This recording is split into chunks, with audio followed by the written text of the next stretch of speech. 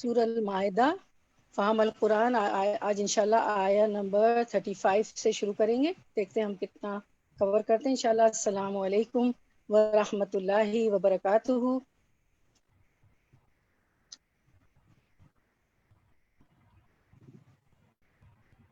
الحمدللہ الذی نحمدہ ونصلی علی رسولہ الکریم۔ درود شریف پہلے ہم لوگ سن لیتے ہیں، درود شریف انشاءاللہ سب لوگ پڑھیں درود شریف۔ اللہم صلی علی محمد وعلی آل محمد کما صلیت علی ابراہیم وعلی آل ابراہیم آمین۔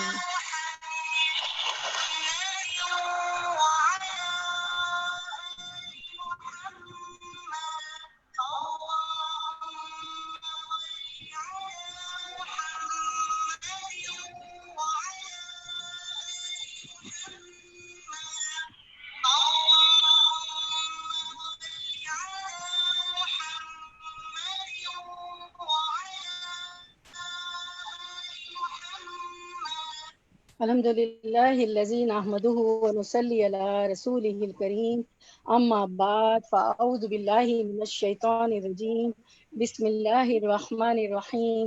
ربی اشرح لی صدری ویسر لی امری واحلل عقدۃ من لسانی یفقہوا قولی، رب زدنا علما، اللہم اہدی قلبی وسدد لسانی واسلق سخیمۃ قلبی۔ اے اللہ میرے دل کو رہنمائی عطا فرما، میری زبان کو درستگی عطا فرما، اور میرے دل کے کینے کو دور فرما۔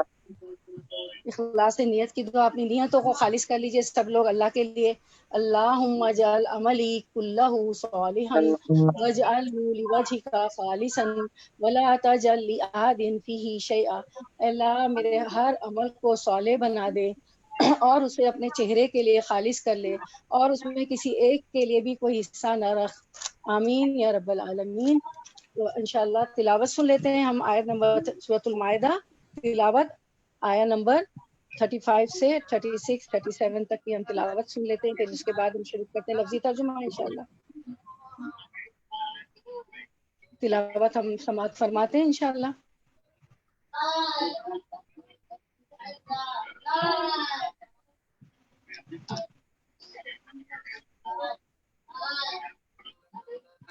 كفروا لو أن لهم ما في الأرض جميعا ومثله معه ليفتدوا به من عذاب يوم القيامة ما تقبل منهم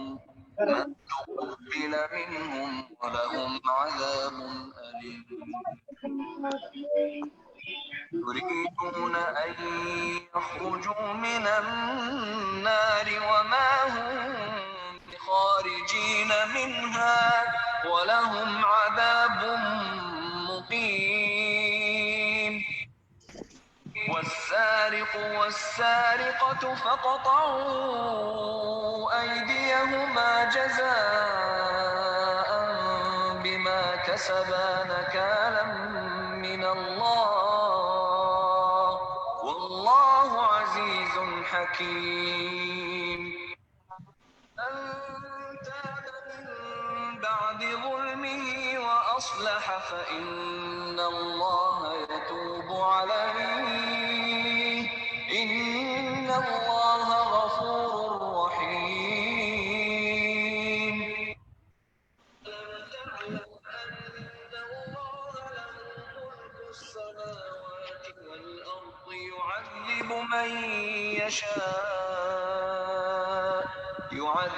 من يشاء ويغفر لمن يشاء والله على كل شيء۔ جی تو ہم اب لفظی ترجمہ شروع کرتے ہیں انشاءاللہ آیت نمبر 35 سے۔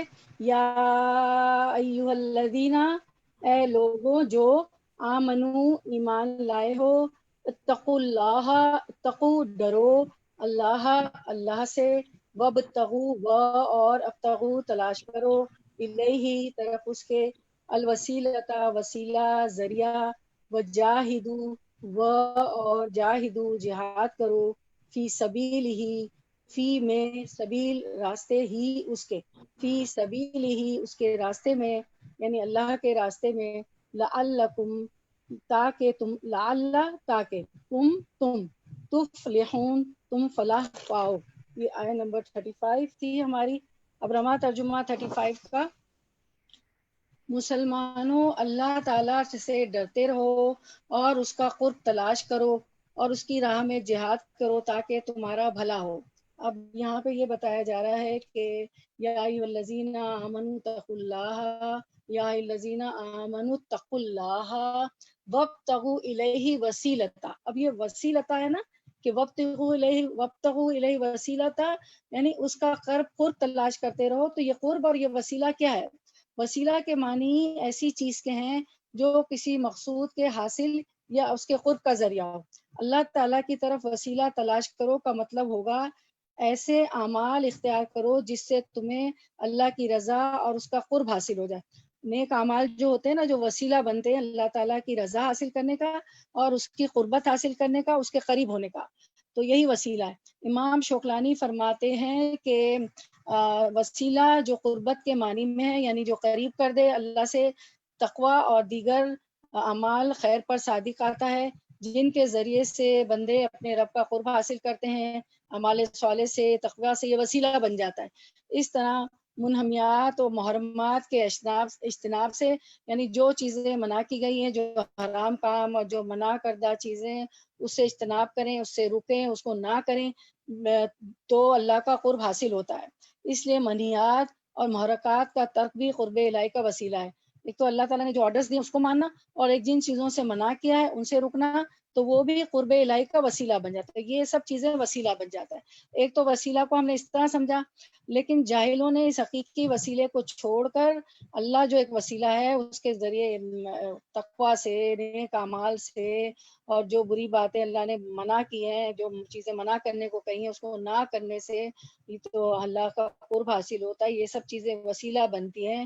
تو اس حقیقی وسیلے کو چھوڑ کر لوگوں نے قبروں میں جو دفن ہو گئے، مدفون لوگ ہیں، ان کو اپنا وسیلہ سمجھ لیا ہے. جو قبروں کے اندر ہے ان سے مانگتے ہیں، جس کی شریعت میں کوئی بنیاد نہیں ہے. البتہ حدیث میں اس مقام محمود کو بھی وسیلہ کہا گیا ہے جو جنت میں نبی صلی اللہ علیہ وسلم کو عطا فرمایا جائے گا. اسی لیے آپ صلی اللہ علیہ وسلم نے فرمایا جو اذان کے بعد میرے لیے یہ دعائے وسیلہ کرے گا وہ میری شفاعت کا مستحق ہوگا.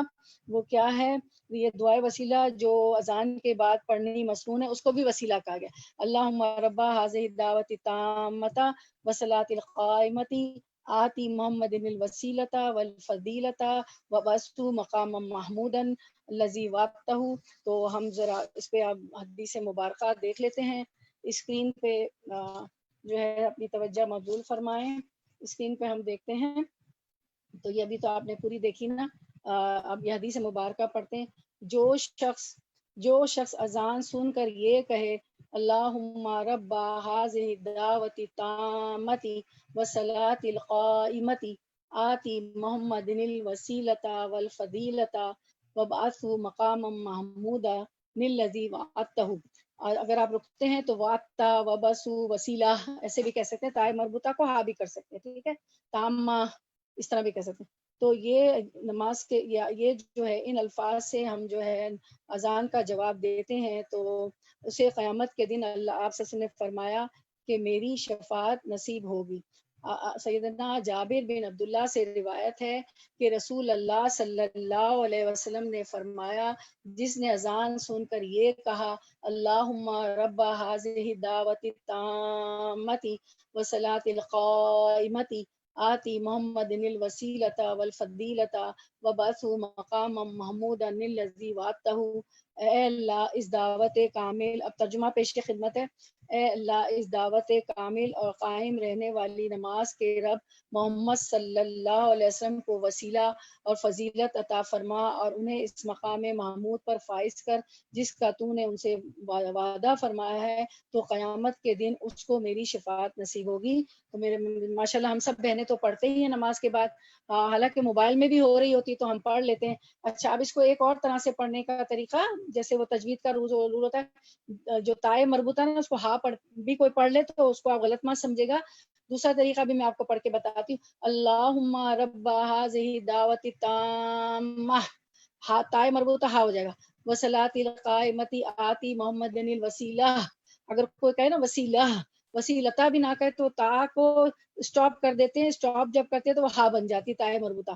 والفضیلہ تو والفضیلتا بھی پڑھ سکتے ہیں، والفضیلہ بھی پڑھ سکتے ہیں. وبعثہ مقام محمودا، وبعثہ مقام محمودا الذی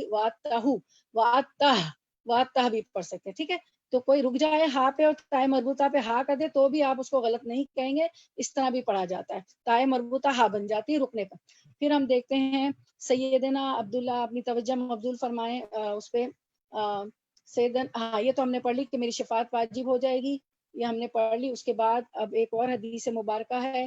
سیدنا عبد الرحمن بن ابو لیلہ رضی اللہ عنہ نے بیان کیا کہ ایک مرتبہ، اچھا یہ والی ہم پڑھ لیتے ہیں جو انہوں نے اسکرین پہ لگائی. محمد بن سلمہ مرادی، عبداللہ بن وہاب حیوتا، سعید بن ابی ایوب، کا بن القمہ، عبد الرحمن بن جبیر، عبداللہ بن عمرو بن عاص سے روایت ہے کہ انہوں نے نبی کریم صلی اللہ علیہ وسلم کو فرماتے ہوئے سنا کہ جب تم مؤذن سے اذان سنو تو جیسے وہ کہتا ہے تم بھی کہو، پھر مجھ پر درود بھیجو، جو مجھ پر درود بھیجتا ہے اللہ اس پر 10 رحمتیں نازل کرتا ہے. پھر اللہ سے میرے لیے وسیلہ مانگو، کیونکہ وہ جنت کا ایک درجہ ہے، اللہ کے بندوں میں سے صرف ایک بندے کو ملے گا، اور مجھے امید ہے کہ وہ میں ہی ہوں گا جو اللہ سے میرے وسیلے کی دعا کرے گا، اس کے لیے میری شفاعت واجب ہو جائے گی. تو یہ دعا ہم لوگ ماشاءاللہ کرتے بھی ہیں. اور جب ہم احادیث مبارکہ میں پڑھ لیتے ہیں نا تو کیا ہوتا ہے کہ ہمیں ایک اور طرح سے کنوکشن ہو جاتا ہے نا، کہ ہم شیور ہو جاتے ہیں کہ اچھا ہمیں اتنے ثواب ملے، حالانکہ پتہ ہوتا ہے لیکن جب ہم دیکھ لیتے ہیں، عین الیقین ہو جاتا ہے، اپنی آنکھوں سے اسکرین پہ دیکھ لیتے ہیں یا کتاب میں پڑھ لیتے ہیں تو ہمیں اور زیادہ یقین ہو جاتا ہے. پھر ہم اس کو کبھی بھی نہیں چھوڑتے، پڑھتے تو ہیں ہمیشہ ہمیشہ، چھوڑتے ہی نہیں کبھی.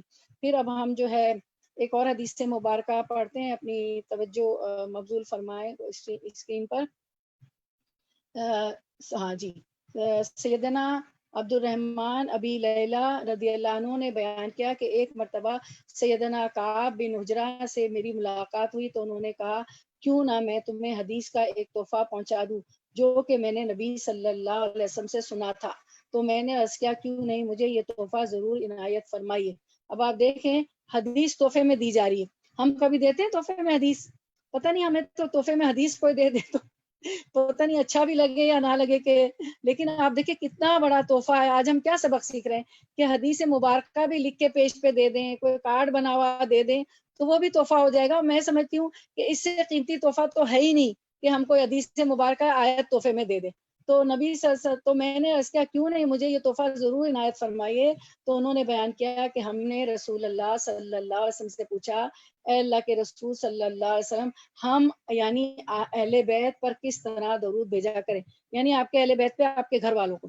بس بے شک آپ نے ہمیں سکھا دیا ہے کہ ہم آپ پر سلام کیسے بھیجیں. یا رسول اللہ صلی اللہ علیہ وسلم، آپ نے تو صحابہ کرام نے پوچھا سلام بھیجنے کا تو طریقہ بتا دیا ہے کہ السلام علیکم ورحمۃ اللہ. اب آپ ہمیں بتائیے کہ ہم اہل بیت پر جو ہے درود کس طرح بھیجے. تو آپ صلی اللہ علیہ وسلم نے فرمایا تم کہو اللہم صلی علی محمد وعلی آل محمد کما صلیت علی ابراہیم وعلی آل ابراہیم انک حمید مجید. اللہم بارک علی محمد وعلی آل محمد کما بارکت علی ابراہیم وعلی آل ابراہیم انک حمید مجید. اے اللہ، اب اس کا ترجمہ پیش خدمت ہے. اے اللہ، محمد صلی اللہ علیہ وسلم اور آل محمد صلی اللہ علیہ وسلم پر رحمت نازل فرما جس طرح تو نے ابراہیم علیہ السلام اور آل ابراہیم علیہ السلام پر رحمت نازل فرمائی. بے شک تو بہت تعریف والا اور بہت بزرگی والا ہے. اے اللہ، محمد صلی اللہ علیہ وسلم اور آل محمد صلی اللہ علیہ وسلم پر برکت نازل فرما جس طرح تو نے ابراہیم علیہ السلام اور آل ابراہیم علیہ السلام پر برکت نازل فرمائی. بے شک تو بہت تعریف والا اور بہت بزرگی والا ہے. یہ وسیلہ سے دیکھے اتنی ساری ہمیں حدیث مبارکہ مل گئی. تو یہ اللہم صلی اللہ، یہ پورا درود میں نے آپ کو پڑھا، پھر سے توجہ مبذول فرمائے اسکرین پہ سے. صحیح بخاری 3370 نے روایت کیا. یہ پورا درود شریف ہے، ہم سب کو آتا ہے. اب ہم جو ہے دیکھتے آگے والا اسکرین دیکھتے ہیں، اس پہ کہ اذان کا جواب دینے پر ہے، ہم اس کو دیکھتے ہیں. جی ہم دیکھتے ہیں کہ عمر رضی اللہ عنہ سے میری ملاقات، یہ کہتے ہیں راوی بیان کرتے ہیں کہ عمر رضی اللہ عنہ سے میری ملاقات ہوئی تو انہوں نے کہا کہ کیوں نہ میں تمہیں ایک تحفہ دوں. یہ میں نے حدیث پڑھ دی جو اسکرین پہ آ رہی ہے، میں دوبارہ آپ کو پڑھ دیتی ہوں، اسکرین پہ دیکھیں. سیدنا عبد الرحمن بن ابی لیلہ نے بیان کیا کہ ایک مرتبہ سیدنا کعب بن اجرا سے میری ملاقات تھی تو انہوں نے کہا کہ کیوں نہ میں تمہیں حدیث کا ایک تحفہ پہنچا دوں جو میں نے نبی صلی اللہ علیہ وسلم سے سنا تھا. تو میں نے عرض کیا کیوں نہیں، مجھے یہ تحفہ ضرور عنایت فرمائیے. انہوں نے بیان کیا کہ ہم نے رسول اللہ صلی اللہ علیہ وسلم سے پوچھا، اے اللہ کے رسول صلی اللہ علیہ وسلم، آپ یعنی اہل بیت پر کس طرح درود بھیجا کریں؟ وہ تو آپ نے ہمیں بتا دیا، بس بے شک اللہ نے ہمیں سکھا دیا کہ بے شک. انہوں نے پوچھا کہ اے اللہ کے رسول، ہم نے آپ یعنی اہل بیت پر کس طرح درود بھیجا کریں؟ بس بے شک اللہ نے ہمیں سکھا دیا کہ ہم آپ پر کیسے سلام بھیجیں. تو آپ صلی اللہ علیہ وسلم نے فرمایا کہ تم کہو اللہم صلی علی محمد وعلی آل محمد کما صلیت علی ابراہیم وعلی آل ابراہیم انک حمید مجید. اللہم بارک علی محمد وعلی آل محمد کما بارکت علی ابراہیم وعلی آل ابراہیم انک حمید مجید. اے اللہ، محمد صلی اللہ علیہ وسلم اور آل محمد صلی اللہ علیہ وسلم پر رحمت نازل فرما، جس طرح تو نے ابراہیم علیہ السلام اور آل ابراہیم علیہ السلام پر رحمت نازل فرمائی. بے شک تو بہت تعریف والا اور بہت بزرگی والا ہے. اے اللہ، محمد صلی اللہ علیہ وسلم اور آل محمد صلی اللہ علیہ وسلم پر برکت نازل فرما، جس طرح تو نے ابراہیم علیہ السلام اور آل ابراہیم علیہ السلام پر برکت نازل فرمائی. بے شک تو بہت تعریف والا اور بہت بزرگی والا ہے.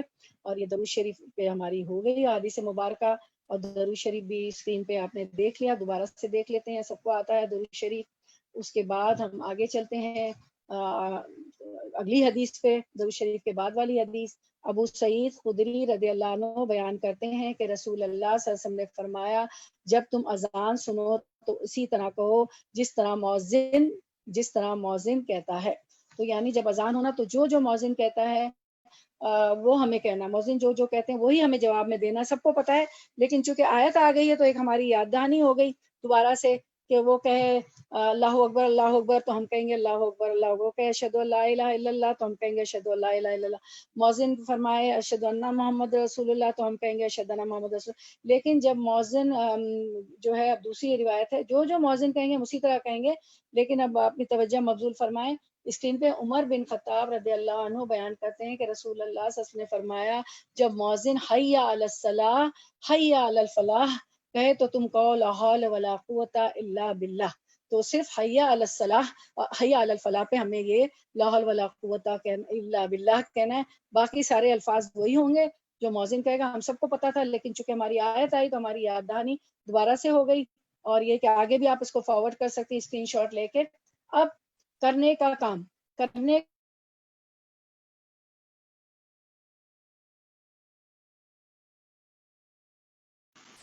انس بن مالک رضی اللہ عنہ سے روایت ہے کہ رسول اللہ صلی اللہ علیہ وسلم نے فرمایا، اذان اور اقامت کے درمیان دعا رد نہیں کی جاتی. اسے سنن ترمذی 212 نے روایت کیا. تو میری بہنوں، ہمیں موبائل سے تو اندازہ ہو جاتا ہے نا اذان کا، تو اذان کا ہم جواب دیتے ہیں. اس کے بعد جب تک اقامت اس کے تھوڑی دیر بعد کھڑی ہوتی ہے، تو اذان کے فوراً بعد جو بھی دعا مانگنا چاہیے مانگ لیں، کیونکہ اذان اور اقامت کے درمیان دعا رد نہیں ہوتی. اذان جب ہو جاتی ہے اس کے بعد جب تک جماعت نہیں کھڑی ہوتی، اقامت نہیں کہی جاتی اللہ اکبر اللہ اکبر، جماعت نہیں کھڑی ہوتی، تو اذان اور اقامت کے درمیان کی دعا رد نہیں ہوتی. تو وہ ایک ٹائم خاص ہے جب اللہ تعالیٰ دعا سن رہے ہوتے ہیں. تو انشاءاللہ ہمیں اللہ تعالیٰ ان میں سے بنا دے جو ایک نماز کے بعد دوسری نماز کا انتظار کرتے ہیں اور کوشش کرتے ہیں. تو پھر جب ایک نماز سے دوسری نماز کے درمیان ہم جو لوگ انتظار کر رہے ہوتے ہیں تو ظاہر ہے کہ وہ پھر ان کو یاد بھی آتا ہے کہ ہم دعا مانگیں تو اللہ تعالیٰ ان میں سے بنا دے کہ ہم اذان اور اقامت کے بیچ میں دعا کریں، اور اللہ تعالیٰ ہماری دعا کو قبول کر لیں۔ ہم لوگوں کو بہت ضرورت ہے دعاؤں کی، اور ہم تو محتاج ہیں، بہت ساری دعا ہمیں چاہیے ہیں، اللہ تعالیٰ قبول کرے۔ اچھا، اب جو ہے یہ آیت نمبر 35 آپ کی تھی، یا ایھا الذین آمنوا اتقوا اللہ وابتغوا الیہ الوسیلۃ وجاہدوا فی سبیلہ لعلکم تفلحون۔ اب وسیلے کی بات ہوئی تھی نا، تو وسیلہ ایک تو ہم نے یہ سارا پڑھ دیا، مقام محمود تھا، اور آپ صلی اللہ علیہ وسلم کو ملے گا، تمام حدیث مبارکہ ہم نے پڑھ لی، اور نماز کے بعد کی دعا ہے، اس میں بھی ہم وسیلہ مانگتے ہیں، جو ابھی ساری آپ نے اسکرین پہ دیکھ لی۔ اب وسیلہ ہمارے اعمال سے بھی میں نے سمجھایا تھا، دوبارہ اس کو اور سمجھتے ہیں کہ وسیلہ نیکیوں کی کثرت قرب کا ذریعہ ہے۔ وسیلہ کس کو بنائیں گے؟ نیکیوں کی کثرت کو، خوب کثرت سے نیکی کریں گے تو کس طرح ہوگا؟ نماز بھی جو ہے نا قرب کا ذریعہ ہے، نماز بھی وسیلہ بن جاتا ہے اللہ کے قریب کرنے کا۔ نبی صلی اللہ علیہ وسلم نے فرمایا اے کعب، نماز قربت کا ذریعہ ہے، کہ نماز بھی ایک وسیلہ بن جاتا ہے اللہ سے قریب ہونے کا، ٹھیک ہے، اور نیک اعمال بھی وسیلہ بن جاتے ہیں اللہ سے قریب ہونے کا۔ تہجد بھی قرب کا ذریعہ ہے، تہجد کی نماز بھی اللہ سے ہمیں قریب کر دیتی ہے، ٹھیک ہے۔ تو اب آپ دیکھیں اسکرین پہ توجہ مبذول فرمائیں، قرب حاصل کرنے کا ذریعہ دیکھیں کیا کیا ہے اللہ تعالیٰ کا قرب حاصل کرنے کا ذریعہ۔ وجاہدوا فی سبیلہ، وجاہدوا کا ترجمہ دیکھیں، اور جہاد کرو فی سبیلہ، اس کے راستے میں، اللہ کے راستے میں جہاد کرو۔ اب ایک تو جہاد وہ ہوتا ہے جو جہاد پہ چلے جانا، جیسے جہاد کھڑا ہو گیا تو مسلمانوں کی دین اسلام کو بچانے کے لیے، ایک ہوتا ہے میدان جنگ میں جائے بغیر اللہ کی راہ میں جد و جہد کرنا، اللہ کی راہ میں کوشش کرنا۔ کیسے عمل کرنا، کیسے کوشش کرنا؟ اپنے اعمال سے، ٹھیک ہے، نیک اعمال میں آگے بڑھ جانا، اچھے اچھے نیک اعمال کرنا، برے اعمال سے بچنا، منہیات اور حرمات سے بچنا، حرام کام اور منع کر دی کی بھی باتوں سے شروع میں ہی میں نے سمجھایا تھا، اب یہ اس کی سمری ہے۔ تو وسیلہ کس طرح بنتا ہے اللہ سے قرب کا وسیلہ؟ گول دائرہ سرکل دیکھیں تو اللہ سے قرب کا وسیلہ ایسے بنتا ہے کہ ہم تقوی اختیار کریں۔ تقوی کی ہمیں ڈیفینیشن آ رہی ہے کہ تقوی اللہ سے ڈرنا ہے، اللہ کا خوف ہو، اللہ کی خشیت ہو، کس سے؟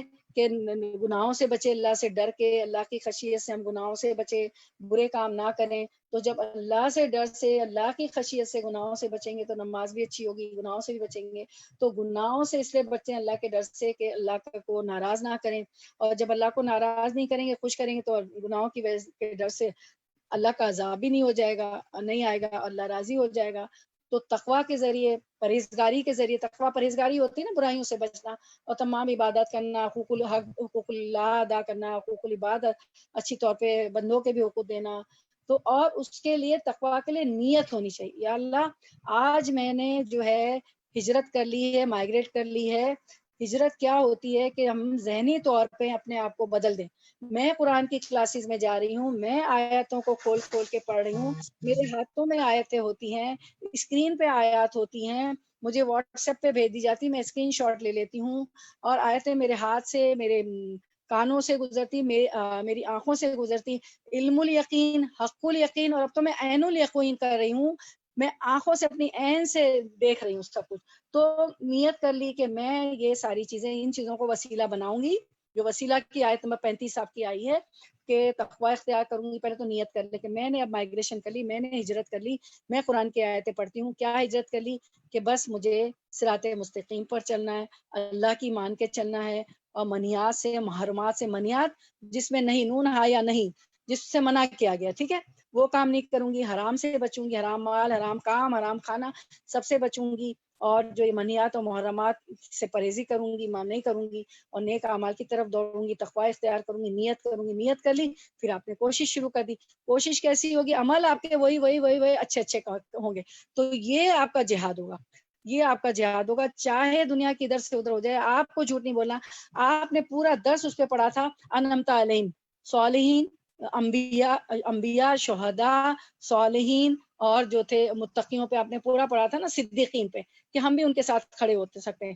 تو آپ کو کوئی ابھی جہاد نہیں کھڑا، کہیں ہمیں جانا نہیں ہے، کہیں جہاد نہیں کھڑا اس وقت، تو عورتیں تو ویسے بھی نہیں جاتی، لیکن ہم نے ایک ذہنی، ہم نے اپنی دماغی طور پہ ذہن کو ہم نے بنا لیا کہ میں نے مائگریٹ کر لیا، مائگریشن کر لی، بس میں نیک کام کروں گی. تو آج اللہ تعالیٰ نے آپ کو یہ آیت بھی دے دی کہ ایک تو وسیلہ یہ کہ آپ دعا میں مانگتے ہیں آپ کے لیے مقام محمود اذان کی دعا کے بعد. اس کے بعد وسیلہ دیکھیں کتنی تفسیر کر دیتے ہیں مفسرین کہ وسیلہ بنائیں اللہ سے قرب حاصل کرنے کا. تقوی اختیار کرتے سب سے پہلے نیت کریں نیک اعمال کی, اس میں کوشش کریں. پھر کوشش کے ساتھ کوشش کیا آتا ہے آپ کے عمل میں کوشش ہے, تو یہی آپ کا جہاد ہوگا میری بہنوں. ٹھیک ہے, اب ہم سلائیڈ نمبر 3 دیکھتے ہیں انشاءاللہ. آپ کس طرح وسیلہ بنیں گے؟ سلائیڈ نمبر 3, اللہ کے ناموں کے ذریعے.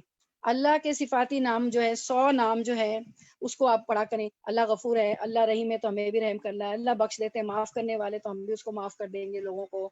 تو اللہ کے ناموں کے ذریعے, اللہ کے اسماء و صفات کے ذریعے, اور جو ہے اس کے لیے بھی ہمیں آیت ملتی ہے کہ وَلِلَّهِ الْأَسْمَاءُ الْحُسْنَى, اللہ کے تو بہت خوبصورت بہترین نام ہے. ادعوہ بہا, اس کو اس کے نام سے یاد کرو. اور اس کے نام کہ اللہ تعالیٰ کی اسماء صفات جو ہے ہمیں بھی دیکھنا ہے کہ اللہ غفور الرحیم تو ہم بھی معاف کر دیں, اللہ رحم کر رہا ہے تو ہم بھی رحم کر دیں, اللہ درگزر کرتا ہے تو ہم بھی لوگوں کے گناہ درگزر کر دیں. اور اس کو پڑھنے سے جو اس کو پڑھتا ہے تو اس کو جنت میں حاصل ہو جائے گی. تو مجھے معلوم ہے تمام بہنیں صبح شام کے اذکار میں پڑھتی ہیں. جب آپ اذکار پڑھتی ہیں وَإِيَّاكَ نَسْتَعِينُ تو اللہ کے صفاتی نام بھی پڑھتی ہیں. اور اللہ کے نام پہ تو میں نے آپ سے وعدہ کیا کہ پورا ایک ہم درس رکھیں گے کہ کس طرح بسم اللہ کی اللہ کے نام کی برکات ہوں گی ہماری زندگی میں انشاءاللہ. تو پھر نمبر 2, نیک اعمال کے ذکر کے ساتھ, اور نیک اعمال کا ذکر بھی کرتے رہنا ہے. جیسے آج ہم ذکر کر رہے ہیں کہ ہمیں یہ سارے نیک اعمال کرنے ہیں, پورا یہ آپ سب کو شیئر بھی کر سکتے ہیں, زبانی بھی بتا سکتے ہیں, یہ جو پورا راؤنڈ اسکیچ آپ کے پاس سرکل میں ہے کہ کس طرح آپ کریں گے. تو نیک لوگوں سے دعا کروانا, لوگوں سے آپ دعا بھی کروا سکتی ہیں, اور پھر زندہ انسانوں سے بھی دعا کروا سکتی ہیں. مردہ کے پاس نہیں جانا ہے. جو ابھی سب سے پہلے جیسے ہی اوپننگ ہوئی تھی دعا اس آیت کی, جب میں نے تفسیر شروع کی تھی تو یہی تھا تفسیر میں کہ افسوس لوگوں نے یہ وسیلہ اللہ کسی کا وسیلہ چھوڑ کے لوگ جو قبر میں مدفون ہیں ان سے مانگتے دعا, ان سے نہیں مانگتا. آپ زندہ انسانوں سے کہیں, کوئی نیک انسان ہے اس سے کہیں ملے. ویسے ہم ایک دوسرے کو کہہ رہے ہوتے ہیں کہ دعاؤں میں یاد کر رکھنا. ٹھیک ہے, چلیں اب ہم جو ہے اس کو مزید آیت نمبر یہ ہماری 35 تھی ماشاءاللہ, کیونکہ تفسیر طلب ہے تو اس کو اور ہم دیکھ لیتے ہیں. آیت 35, یا ایھا الذین آمنوا اتقوا اللہ وابتغوا الیہ الوسیلۃ وجاہدوا فی سبیلہ لعلکم تفلحون. اے لوگوں جو ایمان لائے ہو اللہ سے ڈرو, اتقوا اللہ اور وابتغوا الیہ الوسیلۃ, اور اس کی جناب میں باریابی کا ذریعہ تلاش کرو. اللہ کے مسلمانوں اللہ تعالیٰ سے ڈرتے رہو اور اس کا قرب تلاش کرو, اس کی راہ میں جہاد کرو تاکہ بھلا ہو, تاکہ تم کامیابی حاصل کرو. کتنی پیاری بہن ہے, ابھی تو ہم بات کر رہے ہوتے ہیں کہ اسکرین پہ وہ عین الیقین کروا دیتی ہیں. اللہ تعالیٰ سب کو بہترین جزائے خیر دے, آپ کو بھی. یعنی اللہ کے قرب کے لیے وسیلہ تلاش کرو نیک اعمال کے ذریعے. وجاہدوا فی سبیلہ, اور مسلسل جد و جہد کرتے رہو اس کے راستے میں. یہاں مسلسل جد و جہد, مسلسل کوشش مراد یہ نہیں کہ ایک اچھا کام کر لیا یا حج کر لیا, عمرہ کر لیا, قرآن پڑھ لیا, رمضان کے روزے رکھ لیے اور اللہ کے قرب محسوس ہونے لگا تو کہا کہ بس اب تو فار گرانٹیڈ لے لیتے ہیں کہ فار لائف ہمیں تو اللہ کو قرب نصیب ہو گیا. نہیں, فار لائف نہیں نصیب ہوا. یہ بار بار یہ کام کرے کسی بھی نیک کام کے ذریعے. جب تم اللہ سے ایک اسٹیپ آگے اللہ سے قریب ہو جاؤ تو پھر کیا کرو, اور آگے بڑھنے کی فکر میں لگ جاؤ. جیسے ایک سیڑھی چڑھنے کے بعد انسان وہاں رک نہ جائے اور یہ نہ سوچے کہ اچھا پھر اگلی سیڑھی پہ بھی چڑھوں, ہاں اگلی سیڑھی بھی چڑھنی ہے, اور اچھا ابھی اور اوپر بھی جانا, اوپر اور اوپر جانا ہے. اور جبھی تو اللہ کا دیدار نصیب ہوگا نا, اور وہاں بھی اور اوپر جانا ہے. اوپر کیونکہ جب تک کوئی شخص مسلسل کنٹینیوسلی آگے بڑھتا نہ رہے, چڑھتا نہ رہے, تو کیا ہے جہاں رکے گا وہیں سے زوال شروع ہو جائے گا. یہ اسٹرگل مرتن دم تک, یہ جہاد فی سبیل اللہ, جاہدوا فی سبیلہ جو آپ کی آیت ہے, یہ اسٹرگل, یہ کوشش, یہ ایفرٹس, یہ انڈیور مرتے دم تک جاری رہنی ہے. ایک رمضان کے بعد ایک رمضان, ہر رمضان میں یہ ٹارگیٹ کریں کہ یہ رمضان پہلے رمضان سے زیادہ خوبصورت گزرے گا, اگلا جمعہ اس والے جمعے سے زیادہ اچھا گزرے گا, اگلا عمرہ میں اس عمرے سے اچھا زیادہ کروں گی. میرے لیے بھی سبق ہے, سب سے فرسٹ لیسن فار می. تو ایک نماز کے بعد ہم نے ظہر پڑھی ہے, اب دوسری نماز, یہ تو آیتیں بھی آ گئی, وجاہدوا فی سبیلہ, رٹ لیں, وجاہدوا فی سبیلہ, لعلکم تفلحون، اس کی راہ میں کوشش کرو، جدوجہد کرو تاکہ تم کامیاب ہو جاؤ. تو اب ہم زور تو پڑھ کے آئے ہیں، اب اثر ہماری اس سے بہتر ہوگی. ٹھیک ہے، تو اگلی نماز میری اس نماز سے بھی اچھی ہوگی. ایک صدقے کے بعد دوسرا صدقہ، یہ نہیں کہ ایک دفعہ اچھا کام کر لیا اور اس کے بعد پھر بیٹھ گئے. ایک دفعہ کسی کی مدد کی، خدمت کی، تو اس کے بعد یہ نہیں کہ اب میری نجات کے لیے اتنا ہی کافی نہیں، پھر اس کے بعد مزید آگے مزید آگے. صحابہ کرام رضوان اللہ اجمعین نے جیسے جنگ بدر میں جن لوگوں نے شرکت کی، انہوں نے یہی نہیں کہا کہ اللہ نے ہمیں معاف کر دیا، جبکہ بدری صحابہ تو سارے معاف ہیں. اللہ تعالیٰ نے کہا کہ وہ رضی اللہ عنہ ورضوا عنہ، وہ اللہ سے راضی، اللہ ان سے راضی، وہ اللہ سے راضی. لیکن انہوں نے نہیں کہا کہ نہیں ہم تو ابھی بخشے بخشائے ہیں، اللہ ہم سے راضی ہو گئے، وہ جنگ بدر میں تو بڑا کام کر لیا، بڑے زخمی ہو کے آ گئے، ہمارے اتنے لوگ شہید بھی ہو گئے. نہیں، انہوں نے صحابہ کرام اجمعین نے جیسے جنگ بدر میں جن لوگوں نے شرکت کی، انہوں نے یہ نہیں کہا کہ اللہ نے ہمیں معاف کر دیا اور ہماری بخشش کا وعدہ ہو چکا ہے لہٰذا ہمیں آگے کچھ نہیں کرنا. نہیں، مزید اسٹرگل، مزید کوشش، آگے بڑھو، مزید آگے. تو اس لیے بہت خوبصورت آیت ہے لعلکم تفلحون، تاکہ تم کامیاب ہو جاؤ.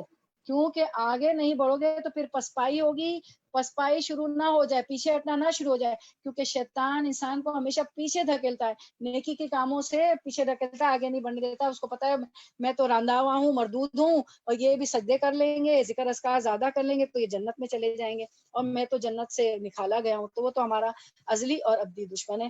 میرا خیال ہے بہت اچھی طرح سمجھ میں آ گئی. وسیلہ جو ہم اس میں مانگتے ہیں نماز میں، وہ اذان سوری نماز میں نہیں، اذان کی دعا کے بعد، اذان کے بعد دعا مانگتے ہیں، اور پھر یہ سارے وسیلے جو ہمارے پریکٹیکلی ہمیں کرنے ہیں. ٹھیک ہے، چلیں اب آیت نمبر 36 ہماری شروع ہوتی ہے وٹ ٹو وٹ. ترجمہ بہت تفصیلی، اس کی ضرورت تھی تفصیل. ابھی تو اس کی تفصیل اور آ رہی ہے، اس کی دعائیں بھی آ رہی ہیں، اور دعائیں آخر میں وہ ہم کریں گے، اس کو ہم نے دعا کے سیشن میں شامل کر دیا.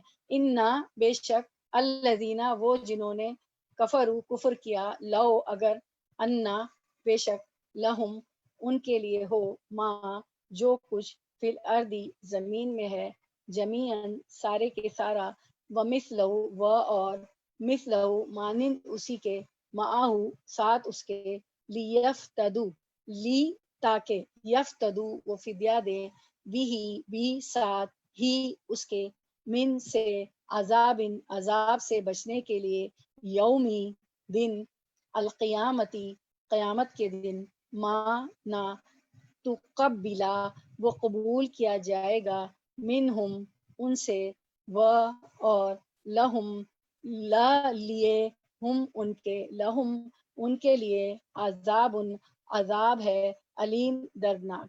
رواں ترجمہ رننگ ٹرانسلیشن کرتے ہیں ہم انشاءاللہ اس کا. آیت نمبر 36. آیت نمبر 36. یقین مانو کافروں کے لیے اگر وہ سب کچھ ہو جو ساری زمین میں ہے، بلکہ اسی کی مثل اور بھی ہو، اور وہ اس سب کو قیامت کے دن کے عذاب کے بدلے فدیے میں دینا چاہیں، تو بھی ناممکن ہے کہ ان کا فدیہ قبول کر لیا جائے، ان کے لیے تو دردناک عذاب ہے. یعنی اس میں یہ بتایا جا رہا ہے کہ حدیث میں آتا ہے کہ ایک جہنمی کو جہنم سے نکال کر اللہ کی بارگاہ میں پیش کیا جائے گا. اللہ تعالیٰ اس سے پوچھے گا تو نے اپنی آرامگاہ کیسی پائی؟ وہ کہے گا بدترین آرامگاہ. اللہ تعالیٰ فرمائے گا کیا تو زمین پر سونا فدیہ دے کر اس سے چھٹکارا حاصل کرنا پسند کرے گا؟ وہ اسبات میں جواب دے گا، یعنی وہ ہاں میں، اسبات ہوتا ہے ہاں، وہ ہاں میں جواب دے گا. اللہ تعالیٰ فرمائے گا میں نے تو دنیا میں اس سے بھی بہت کم کا تو اس سے مطالبہ کیا تھا، تو نے وہاں اس کی پرواہ نہیں کی، اور اسے دوبارہ جہنم میں ڈال دیا جائے گا. اور یہ آپ جو ہے اسکرین پہ آپ دیکھ رہے تھے، یہ والی دیکھ رہے ہیں آپ لوگ، یہ حدیث مبارکہ آپ لوگ دیکھ رہے ہیں ماشاءاللہ. تو عبداللہ بن عمرو یہ اس کو روایت کرتے ہیں، اور حضرت قتادہ شام رضی اللہ عنہ، قتادہ حضرت انس بن مالک رضی اللہ تعالیٰ عنہ سے روایت کرتے ہیں کہ محمد صلی اللہ علیہ وسلم نے فرمایا قیامت کے دن کافر سے کہا جائے گا تیرے لیے زمین بھر کے برابر سونا ہوتا تو کیا تو اسے عذاب سے بچنے کے لیے فدیہ کر دیتا؟ تو وہ کہے گا جی ہاں. تو اس سے کہا جائے گا کہ تجھ سے اس سے بھی آسان چیز چیز کا مطالبہ کیا گیا تھا. یعنی کیا کہا تھا اللہ تعالیٰ نے کہ صرف ایمان لے آؤ، لا الہ الا اللہ. اللہ تعالیٰ نے زمین پر سونا تو نہیں مانگا تھا قیامت کے دن نا، یہ اس سے کہا جائے گا. تو تم سے تو اس سے بھی کم پہ کہا گیا. ٹھیک ہے. اچھا پھر ہم دیکھتے ہیں آیت نمبر 37 انشاءاللہ. آیت number 37 word to word translation انشاءاللہ. آیت نمبر 37. یریدونا وہ چاہیں گے، ان کے یخرجو وہ نکل جائیں، من الناری آگ سے، وہ اور ما نہیں، ہم وہ بخارجینا نکلنے والے، منہا اس سے، وہ اور لہم ان کے لیے عذاب ہے، مقیم قائم رہنے والا. مقیم ہوتے ہیں نا، ہم کہیں ٹھہر جاتے کہیں رہ، جیسے ہم اپنے گھروں میں مقیم ہیں، ہمیشہ سے اپنے گھر میں رہ رہے ہیں، زیادہ عرصہ رہتے ہیں، چھوڑ بھی لیتے ہیں تو کافی عرصہ اس میں رہتے ہیں. اچھا یہ اب اس کا رواں ترجمہ ہم کرتے ہیں. آیت نمبر 37.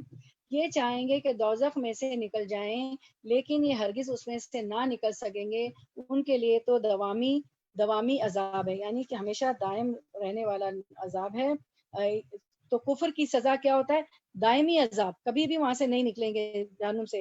یہ آیت اصل میں کافروں کے حق میں، کیونکہ مومنوں کو تو بالآخر سزا کے بعد جہنم سے نکال لیا جائے گا، جیسا کہ حدیث میں ثابت ہے. مومن جو ہے نا، مسلمان مومن جہنم میں چلے بھی جائیں گے نا، تو اپنے اعمال کے مطابق سزا بھگتنے کے بعد اللہ تعالیٰ ایک وقت آئے گا کہ ان کو جہنم سے نکال لیں گے. لیکن کافروں کو تو جو ہے ان کا دائمی عذاب ہے، عذاب مقیم ہے، ہمیشہ قائم رہنے والا عذاب ان پہ ہوگا. ٹھیک ہے. اب ہماری بہت امپورٹنٹ آیت آ رہی ہے، آیت نمبر 38 چوری پہ آ رہی ہے. تو ہم آیت نمبر 38 کا ورڈ ٹو ورڈ ٹرانسلیشن انشاءاللہ کرتے ہیں. آیت نمبر 38 چوری پہ ہے، تو ہم ورڈ ٹو ورڈ ٹرانسلیشن اس کا کرتے ہیں انشاءاللہ. آیت نمبر 38 ورڈ ٹو ورڈ ٹرانسلیشن. جی. والسارق وہ اور، السارق چور مرد، والسارقۃ وہ اور، السارقۃ چور عورت. دیکھیے قاف پہ پیش تھا، دمہ تھا، چور مرد. اب عورت ہے تو تائے مربوطہ لگ گیا نا، تو اس پہ تا آ گیا، تو عورت ہمیں پتہ چلتا ہے، تا آگے بڑھا دیا گیا، تائے مربوطہ، تو ہمیں پتہ چل گیا کہ یہ عورت کے لیے آیا ہے. ٹھیک ہے. ہمیشہ ایسے ہی پہچانا کریں میل فیمیل کو، مذکر مؤنث کو. تو والسارقۃ اور چور عورت، فقطعوا پس، اقطعوا کاٹ دو، قطع خاف تو عین، قطع رحمی. سنا ہے نا آپ نے، رشتہ داری کاٹنا، قطع کرنا، قطع تعلق کرنا. قطع آپ اردو میں بھی بولتے ہیں.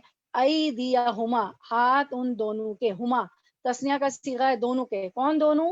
چور مرد اور چور عورت، اس لیے تسنیہ کا صیغہ آ گیا. تسنیہ ہوتا ہے دو، عربک میں آپ کو پتہ، واحد تسنیہ جمع. ایدیہما ہاتھ ان دونوں کے، جزاء بدلہ ہے، بما بھی وجہ اس کے، جو کسبا ان دونوں نے کمایا. دیکھیں با فتح با کے ساتھ الف ہے، کسبا یعنی ان دونوں نے کمایا، تو تسنیہ اس لیے الف آ گیا. نکال عبرت ناک سزا ہے، من اللہ من سے، اللہ کی طرف سے. واللہ و اور اللہ عزیز بہت زبردست ہے، حکیم حکمت والا ہے. اب اس کا رننگ ٹرانسلیشن آیت نمبر 38 کا. چوری کرنے والے مرد اور عورت کے ہاتھ کاٹ دیا کرو، یہ بدلہ ہے اس کا جو انہوں نے کیا، عذاب اللہ کی طرف سے، اور اللہ تعالی قوت اور حکمت والا ہے.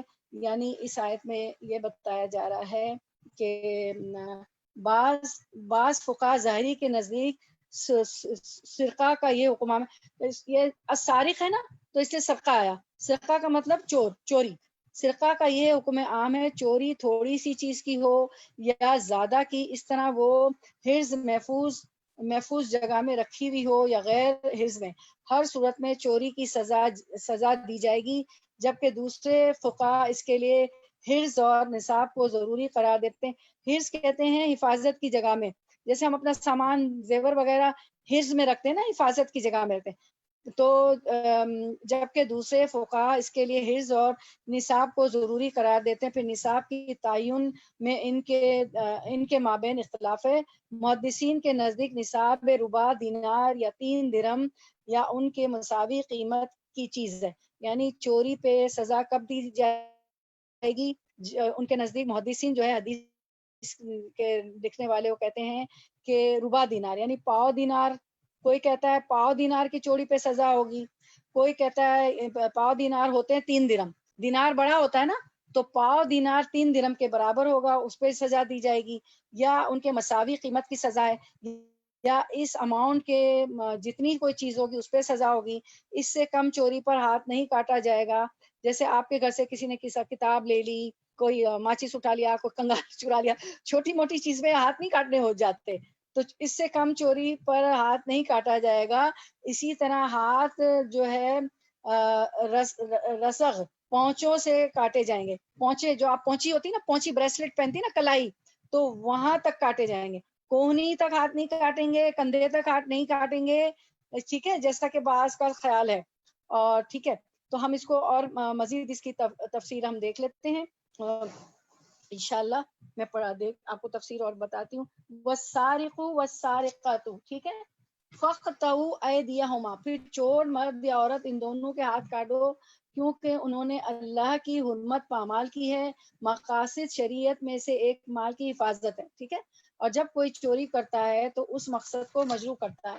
شریعت کا کیا مقاصد ہے کہ جان کی حفاظت، مال کی حفاظت، آبرو کی حفاظت، عزت کی حفاظت، انسان کی ان چیزوں کی حفاظت ہوتی ہے۔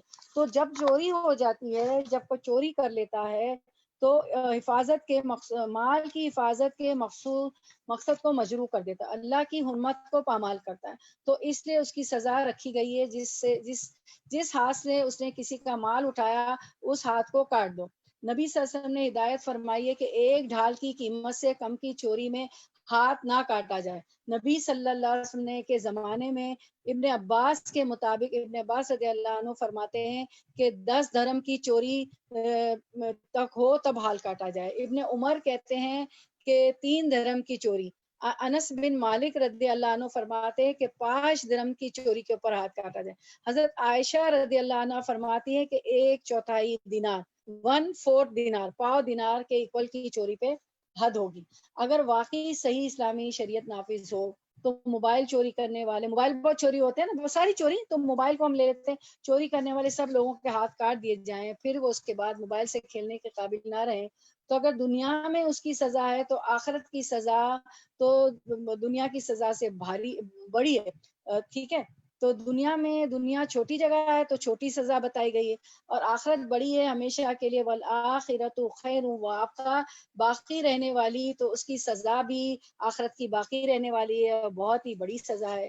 کوئی انسان چوری کا مال چھپا نہیں سکے گا وہاں پر۔ یہاں دنیا میں تو کیا کرتے ہیں، ادھر چوری کی اور فوراً کسی دوسری طرف چھپا لیا، یا جا کے موبائل بھیج دیا، کسی کا گولڈ بھیج دیا، کسی کا سونا بھیج دیا۔ میں اپنے کسی عزیز کو جانتی ہوں کہ ان کے کسی نوکر نے، بہت سارے نوکر چاکر تھے ان کے اس میں، تو انہوں نے پتہ نہیں، کہنا چاہیے کہ لاکھوں کا گولڈ، میری بہنوں اس زمانے میں، آج کی کوئی ویلیو نہیں ہے، میں تو آپ کئی سال پہلے کی بات بتا رہی ہوں۔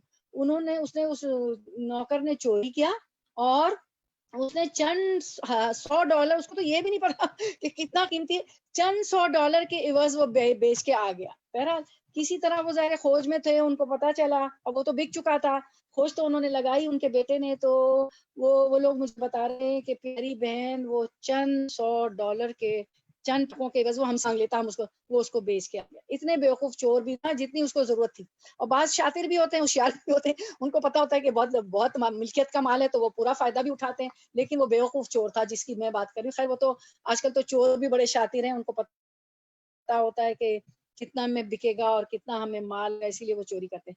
تو کیا ہوتا ہے، وہ میرا مطلب کہ وہ بیچ دیتے ہیں یا غائب کر دیتے ہیں، لیکن آخرت میں کوئی غائب نہ کر سکے گا۔ اس لیے جو بھی ہدایت سن رہا ہے وہ اللہ کے غضب سے بچنے کے لیے، اللہ کی ناراضگی سے بچنے کے لیے چوری کرنا چھوڑ دے۔ اگر پہلے کوئی بھی چوری ہیبیچولی یا نفسیاتی کسی بیماری کی وجہ سے، جس کا ایک ہی علاج ہے کہ ایک دفعہ ہاتھ کٹ جائے تو سب نفسیاتی بیماریاں ختم ہو جائیں، جو مذاق بنایا ہوا ہے، لوگوں کو نقصان دینے کا بہانہ کر لیا جاتا ہے کہ ہم ہیبیچول ہے، ہم بیمار ہیں اس لیے سب کچھ کرتے ہیں۔ میری بہنوں یہ بیماری بھی ہوتی ہے، اس کا بھی کوئی نام ہے نا، اور یہ مجھے بھی معلوم ہے کہ آپ نے تو ایسی موویز بھی دیکھی ہوں گی جو اس کے مریض ہوتے ہیں۔ یہ ایک مرض بھی ہوتا ہے، بعض لوگ جو ہے اس کے مریض ہوتے ہیں، اس طرح کی بیماری بھی ہوتی، چوری کرتے ہیں. بعض لوگ ہیبیچولی چوری کر لیتے ہیں نا، مذاق بنا کے، یا چلو کچھ زیادہ ہاتھ آ جائے گا. اس لیے اللہ سبحانہ تعالیٰ نے اس بیماری کا بہت اچھا علاج بتایا ہے کہ ان کے ہاتھ کاٹ دو. اور امیر امیر لوگ چوری کرتے ہیں. میری بہنوں، میں ایک دفعہ جدہ میں ایک دعوت میں گئی تو وہ خاتون کہہ رہی مجھے پتا ہے ایسی دعوتیں میں کرتی تھی، اور رچ عورت، پریولیج لوگ، اور یعنی کہ ایلیٹس لوگ، یہ بیماری ایلیٹس میں زیادہ ہوتی ہے. وہ ہمارے اپنے ڈریسر پہ لے گئی، کہنے لگی آپ لوگ کوئی یقین نہیں کرے گا، میں نام نہیں بتاؤں گی، میں جانتی ہوں، اسی ہمارے گروپ میں سے ہیں، اور وہ اتنی ایلیٹ ہیں، اور شوہر اتنے بڑی پوزیشن پہ. اور کہنے لگی کہ پتہ نہیں کہاں میں گئی تھی تو ان کی عادت تھی وہ سٹونز جمع کرتی تھی، پھر پاکستان جا کے بنواتی تھی نا، تو وہ پتہ نہیں ان کے ڈائمنڈز تھے اور یاقوت تھا اور زمرد تھا، اور وہ باقاعدہ لٹرلی ہمیں دکھایا. وہ باقی بہت اچھی جویلری بھی پہنتی تھی نا، وہ اس کا شوق ہی تھا وہ. تو وہ کہتی ہیں کہ میں کیا بتاؤں کہ وہ یہاں سے غائب ہو گیا میرے اس ڈرا سے. کہنے کی جب میں نے وویلا کیا تھوڑا کہ مجھے نام پتا ہے اور میں تو جو ہے جب تو گروپس نہیں ہوتے تھے واٹس ایپ کے میں بتا دوں گی، کہنے لگی وہ اتنا ڈری. کہہ رہی میں نے باقاعدہ ان کو بھی بلایا اس دعوت میں نا، مطلب میں نے اس مشہور کرنے کے بعد سب کو فون کر کے، ظاہر اتنا قیمتی ان کا سرمایہ تھا.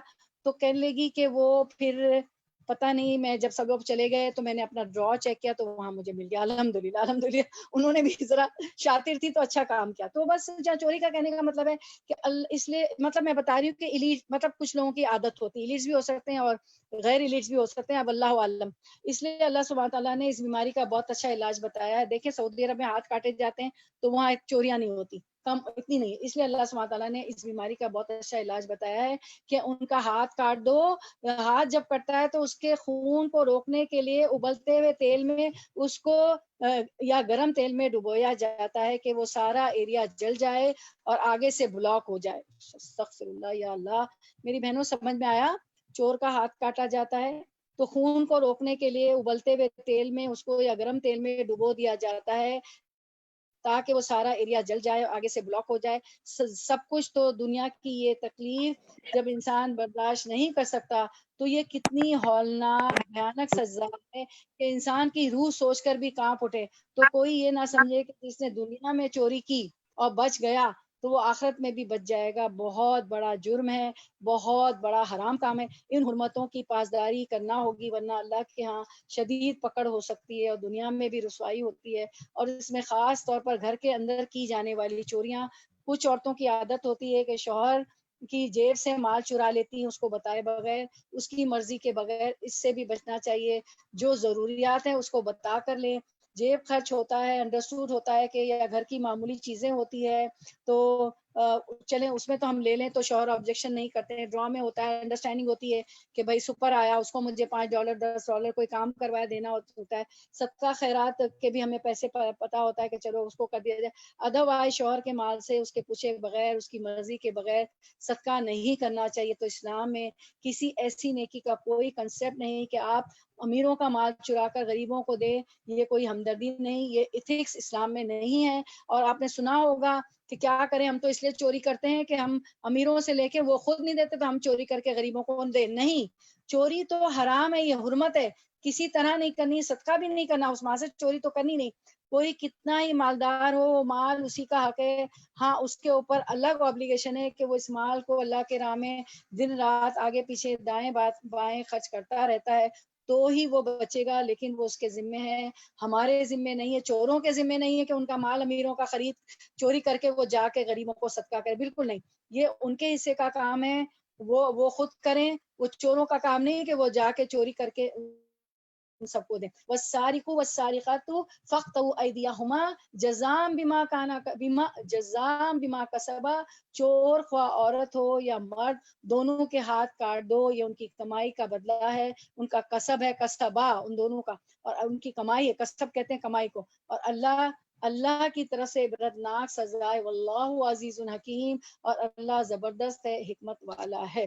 اور ہمارے ہاں کہا جاتا ہے کہ اور ہم مسلمان بھی شامل ہو جاتے ہیں کہ بڑی ظالمانہ اور وحشیانہ اور پتہ نہیں کیا کیا الفاظ جو لا علم لوگ ہوتے ہیں ان کے ساتھ ہم مسلمان بھی مل جاتے ہیں کہ اتنی ظالمانہ سزائیں جب اللہ نے رکھی ہے. اللہ کو پتا تھا کہ ایسی سزائیں ہوں گی تو جو ہے میرے بندے بچیں گے. ہے نا. تو اللہ تعالیٰ نے 3 چیزیں حرام ہیں انسان کی جان، اس کی حرمت ہے انسان کی جان، مال اور آبرو کی. ٹھیک ہے. اب اسکرین پہ توجہ مبذول فرمائیں، تھوڑی سی ہم اس کی سمری کر لیتے ہیں. آیت نمبر 38 کی ڈیٹیل تو بہت ہو گئی.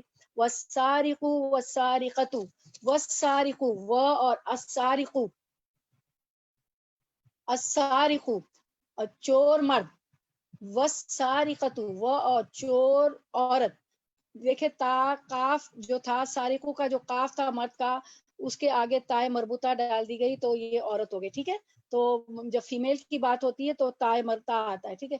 تو والسارقو چور مرد، والسارقۃ اور چور عورت. دیکھیں صاف اللہ نے کہا چاہے وہ چور ہو یا چور عورت، مرد ہو یا عورت ہو. فَاقْطَعُوا أَيْدِيَهُمَا، پس کاٹ دو. قطع قاف تو عین قطع، قطع رحمی کرتے ہیں نا، رشتہ داری کو توڑتے کاٹتے.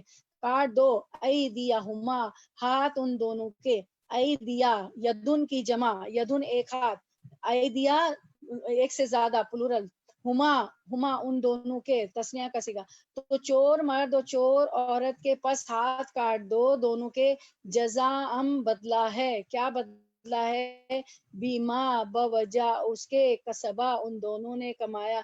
یہ بدلہ ہے ان کی کمائی کا، یہ کسب ہے، یہ بدلہ ہے، یہ کمائی ہے، یہ بدلہ ہے ان کی کمائی کا، ان کے کسب کا، ان کی چوری کا بدلہ. ٹھیک ہے.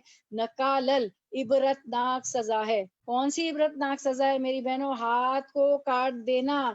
ان کے کٹے ہوئے ہاتھ دے کے دوسرا جرت ہی نہ کرے. چور، ڈاکو، تھیف، ڈیکوائٹس، کوئی تھیفٹ ہی نہ ہو. ٹھیک ہے. تو یہ نکالل لما، نکالل عبرت ناک سزا. یہ نکالل کا لفظ آپ اور جگہ بھی پڑھیں گے، بلاء نظیم اور نکالل لما. اب جہاں بھی نکالل آئے اس کو آپ کا ہوم ورک ہے، جب تلاوت کریں گی تو انڈر لائن کریں گے، آپ کو پتہ چلے کہ عبرت ناک سزا، سبق آموز سزا. جب چور کے ہاتھ کٹیں گے، کٹے ہوئے ہاتھ دیکھ کے کوئی چوری نہیں کرے. من اللہ، اللہ کی طرف سے. کس کی طرف سے؟ اللہ کی طرف. جب اللہ من اللہ ہے تو ہم کون ہوتے ہیں کہ لا علم لوگ لا علم مسلمانوں کے ساتھ مل جائیں اور غیر مسلموں کے ساتھ مل کے یہ باتیں کریں کہ ہاں بڑی ظالمانہ اور وحشیانہ دعا، بڑی وحشیانہ دعا ہے، وہی ظالمانہ اور وحشیانہ سزائیں ہیں. کیسے ہم کہہ سکتے ہیں ظالمانہ اور وحشیانہ سزائیں؟ ہم نہیں کہہ سکتے. اللہ نے کہا من اللہ، اللہ کی طرف سے. واللہ عزیز حکیم، اور اللہ بہت زبردست اور حکمت والا ہے، خوب خوب حکمت والا ہے. دیکھیں کیا لکھا ہوا ہے، اللہ خوب. اللہ جانتا ہے کہ اس سزا میں تمہاری مال کی جو ہے حرمت ہے. اللہ تعالیٰ نے جان، مال اور ہماری آبرو عزت کی حرمت، تو اس میں ہماری حرمت ہے. تو ہمیں کبھی نہیں کہ کوئی بھی قرآن کا حکم ہے ہمیں لوگوں کے ساتھ مل کے، لا علم اور غیر مسلموں کے ساتھ مل کے ہمیں نہیں کہنا چاہیے کہ ہماری سزائیں. جب اللہ نے کہہ دیا من اللہ، ختم ہو گئی بات، اس میں ہماری بھلائی ہے. اب آپ اگلا سلائیڈ دیکھیں اسکرین پہ. ماشاءاللہ اتنی تفسیر طلب ہے کہ آپ کا گھنٹہ اسی میں 2 آیتوں پہ ہو گیا. ہماری شریعت میں، ہمارا تو ٹارگٹ تھا کہ ہم ماشاءاللہ 10-12 آیتیں کریں. ہماری شریعت میں میری بہنوں جتنے بھی احکامات ہیں ان کے کچھ مقاصد ہیں، توجہ مبذول فرمائیں. بیچاری بڑا بڑا کر کے ہمیں دکھا رہی. مقاصد شریعت کیا ہیں؟ حسب نسب کی حفاظت کیسے ہوگی؟ حسب نسب کی حفاظت کیسے ہوگی؟ اپنے خاندان کی، آپ کا نام ہے، آپ کا حسب ہے، آپ کا نسب ہے، دادا کون ہے، باپ کون ہے، والد کون ہے. تو حسب نسب کی حفاظت کیسے ہوگی؟ زنا کو حرام قرار دیا، 100 کوڑے مارے جائیں. ٹھیک ہے. زانی اور زانیہ کو، شادی شدہ مرد اور عورت کو رجم کیا جائے، پتھر مارے جائے. تو آپ کا حسب نسب، آپ کے خاندان کی حفاظت ہے اس زنا کو حرام قرار دے کے. پھر مقاصد شریعت کیا ہے؟ جان کی حفاظت. جان کی حفاظت میں آپ نے قتل پہ کافی پڑھ چکی سورۃ النساء میں کہ نفس کے بدلے آدمی کے بعد آدمی، عورت، غلام کے بدلے غلام، آنکھ کے بدلے آنکھ، ناک کے بدلے ناک، کان کے بدلے کان. پڑھا نا آپ نے. تو جان کی حفاظت کیسے ہوگی؟ قتل کو حرام قرار دے دیا، قتل حرام ہے. عقل کی حفاظت کیسے ہوگی؟ شراب حرام کر کے. شراب نہیں پینا، بہک جاتا ہے آدمی. شراب ان طہورا وہاں پلائی جائے گی جس میں جو آمیزش ہوگی سلسبیل کی. سونٹ آپ کو پسند ہے؟ ادرک، وہ کیا پانی پوری میں سونٹ کا پانی بناتے ہیں نا، وہاں سب مل جائے گا. ہماری فطرت کے مطابق سارے چٹخارے وہاں اللہ تعالیٰ نے، اور دنیا کے چٹخاروں کا تو مقابلہ ہی نہیں. وہاں کی نعمتیں، وہاں کے تو چٹخارے بھی نہیں کہنا چاہیے، وہاں کی نعمتیں ہم تو مقابلہ نہیں کر سکتے. پھر مال کی حفاظت، چوری کو حرام قرار دیا، چوری پر ہاتھ کاٹے جائے. ٹھیک ہے، حرام قرار دیا. اور مختلف لوگوں کی مختلف میں نے بتا دی کہ 1/4 دینار کی چوری پہ جو ہے حرمت ہے، ہاتھ کاٹے جائیں، چھوٹی چھوٹی چوری پہ نہیں۔ عزت کی حفاظت، بہتان پر سزا دی ہے اللہ تعالیٰ، آپ سے نے غیبت پہ بہتان پہ بھی ہمیں ساری حدیث مبارکہ ہم پڑھتے آئے، تو ہماری شریعت کے جتنے بھی مقاصد ہیں، جتنے بھی احکامات ہیں، ان کے کچھ مقاصد ہے، تو ہماری جان، ہماری نسب کی حفاظت ہے، ہماری جان کی حفاظت ہے، ہماری عقل کی حفاظت ہے، ہماری مال کی حفاظت ہے، ہماری عزت کی حفاظت ہے، ٹھیک ہے۔ اچھا اب اگلا سلائیڈ دیکھیں میری بہنوں، اتنی اچھی تفسیر ہمیں آ گئی ماشاءاللہ۔ اچھا اب برائی کا چرچا کرنا نہایت برا عمل ہے، خواہ سچی بات ہی کیوں نہ ہو۔ بعض دفعہ سچائی بھی برائی ہوتی ہے نا، بری بات سچی بات ہوتی ہے لیکن وہ بری ہوتی ہے لیکن سچی ہوتی، تو برائی کا چرچا نہیں کرنا ہے۔ برائی کا چرچا کرنا خود نہایت برا عمل ہے، کیونکہ وسیلے سے بھی بات چلی، چوری کی بھی بات ہے، خواہ سچی بات ہی کیوں نہ ہو۔ اب اس کے نیچے ایک ایرو آ رہا ہے، دیکھیں جہاں چاہ ہوتی ہے، جہاں چاہ ہوتی ہے وہاں راہ ہوتی ہے۔ اگر آپ کی چاہت ہے کہ میں برائی کا چرچا نہیں کروں گی، آج میں نے وسیلہ بنانا ہے کس چیز کو، نیک عمل کو، ٹھیک ہے، سارے اسکرین شاٹ آپ نے لیے ہوئے ہیں، تو مجھے نیک عمل کو وسیلہ بنانا ہے۔ کس کے لیے وسیلہ بنانا ہے؟ آیت نمبر 35 میں تفصیل سے پڑھ چکی ہوں کہ میں اللہ کے قرب کا وسیلہ بنے گا، تقوی، نیت، عمل، جدوجہد، کوشش و قرآن سرکل والا آپ نے پڑھا تھا، دیکھا تھا نا اس کا، تو جہاں چاہت ہوگی وہاں راہ، اگر آپ کی چاہت ہے تو آپ کو راہ بھی مل جائے گی، راستے بھی مل جائیں گے کہ میں کس طرح بچوں۔ نمبر 2، اگر ہم چاہتے ہیں کہ اللہ ہمیں معاف کر دے تو ہم لوگوں کو معاف کرے، درگزر کرے، عفو درگزر، معافی دے دیں۔ حضرت ابوبکر صدیق رضی اللہ عنہ کا پھر میں بار بار ریپیٹ کرتی ہوں کہ ان کی بیٹی، پیاری بیٹی حضرت عائشہ رضی اللہ عنہا پہ بہتان لگا، تو آپ بھی انہوں نے فرمایا کہ میں مستاح کو، میرے کزن کو جو مائگریٹ ہو کے، جو ہجرت کر کے مکہ مدینہ آیا ہے، آپ بھی مدینہ گئے تھے ابوبکر صدیق رضی، تو میں اس کو جو وظیفہ دیتا ہوں منتھلی اس پہ کمی کر دوں گا، جزاک اللہ خیر for the arrow, we really appreciate sister Uzma, we really appreciate. تو انہوں نے جو ہے کہا کہ میں تو، میری بیٹی پہ بہتان ہوا ہے، انہوں نے تہمت لگائی ہے میری عائشہ رضی اللہ عنہا پہ، تو میں اب یہ وظیفہ بند کر دوں گا، یعنی یہ خرچہ بند کر دوں گا۔ فوراً اللہ تعالیٰ آیت نازل فرماتے ہیں، the interpretation of the meaning, کہ کیا جو صاحب حیثیت ہے وہ نہیں چاہتے کہ انہیں معاف کر دیا جائے؟ تو ابوبکر صدیق رضی اللہ عنہ نے فرمایا جی میں چاہتا ہوں کہ مجھے معاف کر دیا جائے، تو ان کا وظیفہ ڈبل کر دیا۔ تو دین اسلام تو ایسا پیارا دین ہے کہ عفو درگزر، معاف کر دیں، کوئی بہتان لگنا بیٹی بہو پہ کوئی آسان بات نہیں ہے میری بہنوں۔ ہم بھی یہی کرتے ہیں، ہم بھی کہتے ہیں میں تو اس کو نہیں دے رہا، کچھ بھی نہیں دے رہا، لیکن اللہ کے رسول صلی اللہ علیہ وسلم فرما رہے کہ نہیں، تم نہیں چاہتے کہ تمہیں معاف کر دیا جائے، تو وہ کہتے ہیں کہ جی ہاں میں چاہتا ہوں کہ مجھے معاف کر دیا جائے، میں چاہتا ہوں، تو انہوں نے ڈبل کر دیا۔ تو اللہ، اگر ہم چاہتے ہیں کہ اللہ ہمیں معاف کر دے تو ہم لوگوں کو معاف کریں، درگزر کریں، عفو درگزر۔ اللہ کی محبت صرف تمناؤں سے حاصل نہیں ہوگی میری بہنوں، بلکہ خیر کے کام کرنے سے ملے گی۔ اگین آیت نمبر 35 وسیلہ بنے گا اللہ کی خود نیکی کا۔ میں کو یہ آیت 35 پڑھ کے میں تو ہل گئی ہوں، حیران ہو گئی ہوں، ایک ایک آیت میں ہزار ہزار کروڑوں کروڑوں سبق ہے، اگر ہم اس کو کھول کھول کے معنی کے ساتھ، لفظی ترجموں کے ساتھ، گرامر کے ساتھ، تفاسیر کو لے کے پڑھیں، پھر ہم دیکھتے ہیں نیکی کا کام بانٹ کر کرنے سے مزید اجر ملتا ہے، ٹھیک ہے۔ وہ کس طرح ملتا ہے کہ اللہ کے رسول صلی اللہ علیہ وسلم کیا کرتے تھے، کوئی آتا تھا کہ ہمیں ضرورت ہے کسی پیسے کی، کسی چیز کی، کوئی بھی ضرورت ہے، تو آپ صلی اللہ علیہ وسلم کیا کرتے تھے، کہتے تھے چلو اس کی سفارش کرو۔ دیکھ کتنا اچھا دین ہے، یعنی دے تو وہ نہیں رہا ہے بیچارہ، دینے والا سے وہاں بیٹھا بیٹھا سفارش کر رہا ہے کہ ہاں اس کو دے دیا جائے، اتنا سا لفظ، ہاں دے دیا جائے۔ تو نیکی کا کام بانٹ کر کرنے سے مزید اجر ملتا ہے نا۔ میں نے، آپ لوگوں نے بھی دیکھا ہوگا، گھر کی بڑی بڑیاں جو گھر میں رہ گئی تھیں، جو بیچاری، میں نے دیکھا تھا کہ کوئی خاندان میں کوئی کمزور، آپ نے بھی دیکھا ہوگا آپ کے خاندان میں بھی، کوئی کسی کو دکان میں پیسہ کم بڑھ گیا، کسی کی چوری ہو گئی، کوئی گھاٹا ہو گیا، نقصان ہو گیا کاروبار میں، تو میں نے دیکھا تھا بڑی بڑیاں نا گھر گھر جا کے، پہلے تو فون بھی مطلب بعد میں فون، گھر کے فون تو تھے گھر، لیکن ان کا رواج تھا کہ گھر کے بچوں کو جا کے ملنا ہے، جانا ہے، ارے بیٹا ذرا اتنے دے دو، ارے بیٹا 57 دے دو، 58 دے دو، روپیہ دے دو 50 دے دو، 100 دے دو۔ اتنا جمع ہو جاتا تھا، وہ نیکی میں شامل کر لیتی تھی اور وہ اس بھائی کی اس بہن کی مدد ہو جاتی تھی. تو نیکی کا کام بانٹ کر کرنے میں مزید اجر ملتا ہے. کوئی آپ کو فون آ جائے فلاں غریب ہے کہ بھائی میں تو اس میں اتنے دے رہی ہوں، اسما جی، نصرت جی، سائمہ جی، آپ لوگ اتنے دے دیں اتنے دے دیں، تو آپ بھی ڈال دیں، چاہے $5 چاہے $10، جتنی جس کی وہ حیثیت ہو. تو نیکی کا کام بانٹ کر کرنے سے مزید اجر ملتا ہے. لوگوں کو اجر میں شامل کرے. ظلم کو دور کرنے کے لیے ظلم نہیں کرنا ہے. کسی کو کوئی ظلم کر رہا ہے تو اب اس کے ساتھ آپ ظلم نہیں کریں گی. آپ ظلم کو دور کرنا چاہ رہی نا کہ وہ ظلم نہ کرے، کسی مظلوم کو ستائے نہ، تو اب آپ اس کے ساتھ ظلم نہیں کریں گی، کوئی حکمت عملی اختیار کریں گی. کسی نے آپ کو بتایا فلاں مجھ پہ ظلم کرا تو اس نے چانٹا مارا، ہم نے جا کے 2 نہیں لگانے، ہاں کمر پہ ہاتھ رکھ کے دیکھو تو صحیح، کیا میں طاقت نہیں رکھتی؟ کمر پہ رکھا ہاتھ، اٹھی چلی، چلو اس نے ایک مارا ہے، تم میں طاقت نہیں، میں اس کو یہ لگائے 2 نہیں. ظلم کو دور کرنے کے لیے ظلم نہیں کرنا ہے، حکمت عملی اختیار کرنی ہے. اللہ کے رسول صلی اللہ علیہ وسلم نے کبھی بھی ظلم کو ظلم سے دور نہیں کیا. آپ نے تو بدوا بھی نہیں کی، اپنی ذات کے لیے کوئی چیز آئی تو بدوا بھی نہیں کی، اس کو حکمت سے اس سے اچھے سلوک کر کر کے اور اچھا کر کر کے. کیا فرمایا تھا ایک صحابی نے کہ آپ صلی اللہ علیہ وسلم سے زیادہ دنیا میں کوئی مجھ سے جو ہے نفرت برا مجھے نہیں لگتا تھا، میں آپ صلی اللہ علیہ وسلم سے زیادہ کسی سے دنیا میں نفرت نہیں کرتا تھا.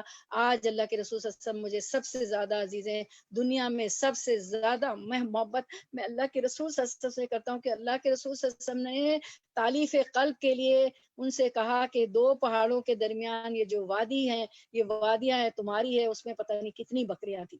یہ تھا عفو درگزر اور احسان کا لیول، کہ وہ تالیف قلب کرتے تھے، کہ وہ مسلمان نئے مسلمانوں کی بھی کرتے تھے، کہ وہ کہتے کہ اب اس روئے زمین پر آپ سے زیادہ مجھے کسی سے محبت. اللہ سے پھر لاسٹ پوائنٹ ہے، اللہ سے ڈرنے والے ہر حال میں انصاف کرتے ہیں. اسلام مظلوم کے ساتھ ہے. کیا ہے کہ اللہ سے ڈرنا ہے، ہر حال میں انصاف کرنا ہے. اب سورۃ النساء میں اس کی تفصیل پڑھ چکی، لیکن ایک پوائنٹ بتا دوں گی. اس میں یہ تھا سورۃ النساء میں کہ حق بات کہنے کے لیے، چاہے وہ حق آپ کے خلاف پڑتا ہے، آپ کے والدین کے خلاف پڑتا ہے، آپ کے بچوں کے خلاف پڑتا ہے، اپنے پیاروں کے خلاف پڑتا ہے، لیکن آپ کہہ دیں گی، انصاف کی بات کریں گی، حق کی بات کریں گی کہ نہیں یہ غلط ہے، یہ حق ہے. ٹھیک ہے. اور جو سچ بولنے والے، حق بولنے والے نور کے منبر پہ ہوں گے، اللہ کے عرش پہ ہوں گے، اللہ کے عرش کے سائے تلے ہوں گے، نور کے منبر پہ ہوں گے، اور اللہ کے دونوں ہاتھ جو ہے دائیں ہیں. ٹھیک ہے، اللہ کے دائیں طرف ہوں گے. تو کیا ہم نہیں چاہتے؟ اور آپ نے حدیثوں سے اور آیتوں سے پڑھا تھا کہ یہ مرتبہ نمتا علیہم کا مرتبہ آج غیب نظر نہیں آ رہا، ہم بھی حاصل کر سکتے ہیں. انبیاء، شہداء، صدیقین اور صالحین میں سے ہم بھی ہو سکتے ہیں. ٹھیک ہے. تو یہ سب عمل کرنے ہوں گے. وسیلہ آیت نمبر 35 کو تو خوب جا کے پڑھیں، اور یہ سارے آپ جو ہے سلائیڈز دیکھیں گی اور اس کو سمجھیں گی. آج کا ہوم ورک ہے، اور یہ آپ کی تلاوت اور تدبر ہو جائے قرآن میں. افلا تدبرون، کیا تم قرآن میں غور و فکر نہیں کرتے؟ افلا تعقلون، کیا تم عقل نہیں رکھتے؟ افلا یشعرون، کیا تم شعور نہیں رکھتے؟ یہ جا کے کرنے کا کام ہے. اس کو تو پکی کر لیں آیتوں کو جتنی آج پڑھی. دشمنی میں بھی عدل و انصاف کا ساتھ نہیں چھوڑنا، خواہ وہ آپ کی قوم دشمن قوم ہو. ٹھیک ہے. یہاں آیت میں یہی آیا تھا نا کہ چاہے تمہاری دشمن قوم ہو، چاہے ہمارے ہم تو ابھی قوم کے لیول، وہ تو نہیں، کوئی لیڈر تو نہیں ہے قوم کے لیول پہ تو، لیکن ہمارے کوئی دشمنی کیوں نہ ہو، رشتہ دار ہوں، عزیز ہوں، پڑوس ہوں، لیکن عدل و انصاف کی بات آ جائے، وہ اگر حق پہ، تو آپ کہیں کہ وہ حق. دشمنی میں بھی ان کے خلاف نہیں جانا. یہ ہے دین اسلام کی خوبصورتی میری پیاری بہنوں، یہ ہے دین اسلام کی خوبصورتی. اب ہم دیکھ لیتے ہیں کہ چوری پر حد جاری کرنے کی شرائط کیا ہے. اس کو تو ضرور اسکرین شاٹ لیں اس کا، پلیز میری پیاری بہنوں، اس کا آپ ضرور اسکرین شاٹ لیں. ٹھیک ہے. چلیں اب ہم دیکھتے ہیں چوری پر حد جاری کرنے کی شرائط. پہلے تو میں نے بتایا تھا کہ چھوٹی میں کوئی دیاز سلائی لے گیا، کوئی کینچی چھری لے گیا آپ کے گھر سے، تو پہلے تو ایسی کوئی چیز پہ نہیں ہوگا.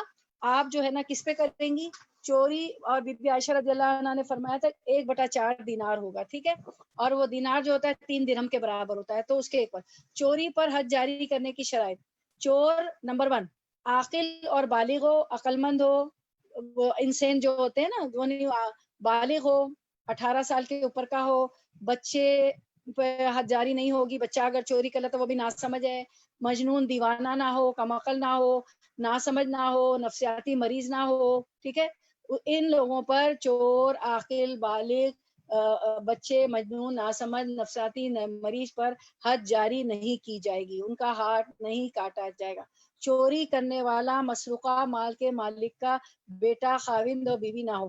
اب آپ کہیں گی مسروقہ، کیونکہ السارق والسارقۃ تھا نا، تو مسروق جو ہوتا ہے وہ چور ہوتا ہے، تو چوری کرنے والا جو ہے مسروقہ مال کے مالک کا بیٹا، اسے کسی نے چوری کی، کسی کی چوری کی، اب وہ چوری کا جو مال کا جو مالک تھا، جس کا مال تھا، وہ چور جو ہے اس کا بیٹا نہ ہو، اس کا شوہر نہ ہو، اور اس کی بیوی نہ ہو، ٹھیک ہے، تو پھر حد نہیں جاری۔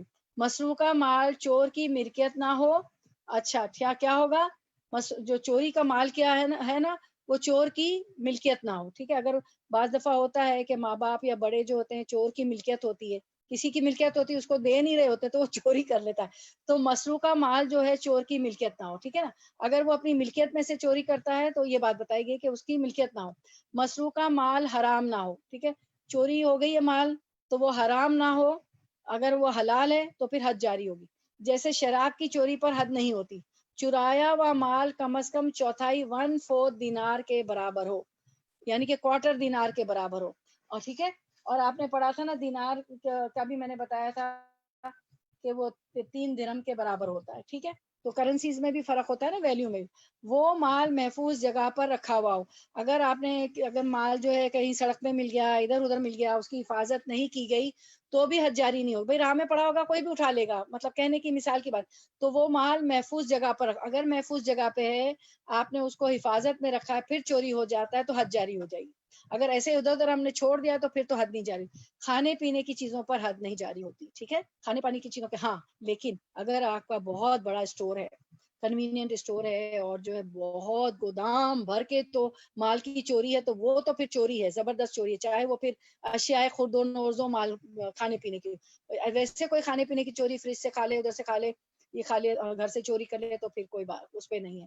بعض دفعہ میں نے دیکھا ہے، لٹرلی میری بہنوں دیکھیں گی آپ کیا کیا باتیں کہاں کی بتاتی ہے۔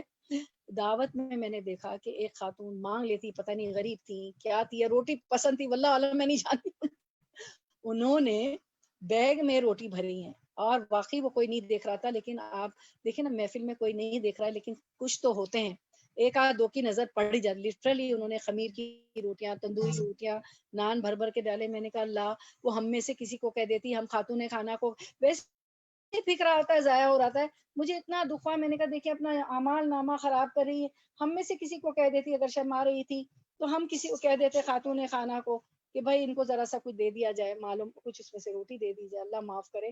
بہرحال ہم نے آج کو بہت کچھ پڑھ لیا، تو یہ تھا ہمارا ٹائم بھی اوپر ہو گیا 5 منٹ، تو آج کی دعائیں بھی ہیں وسیلے سے متعلق، تو وہ ہم پڑھ لیتے ہیں۔ میری پیاری بہن جلدی جلدی بیچاری سلائیڈز گھما دیں گی ہماری عظمیٰ بہن، تو ہم دعائیں دیکھ لیتے ہیں انشاءاللہ۔ میں بھی میرے سلائیڈز گھما رہی ہوں، گھما رہی چل، تو چلیں ہم اس کو وآخر دعوانا ان الحمدللہ رب العالمین، چلیں پہلے دعا کر لیتے، پھر ہم سبحانک اللہم وبحمدک اشہد ان لا الہ الا انت واستغفرک واتوب الیک۔ چلیں دعائیں پہلے ہم پڑھ لیتے ہیں، جان لیتے ہیں آج کی دعا۔ آج کی دعا ہم نے وہی رکھی ہے جو مسجد سے متعلق آتی تو ہیں ہمیں، لیکن کیا ہوگا کہ کنوکشن ہو جاتا ہے۔ ماشاءاللہ بڑا جلدی اسکرین لے آئے آپ، جی ٹھیک ہے۔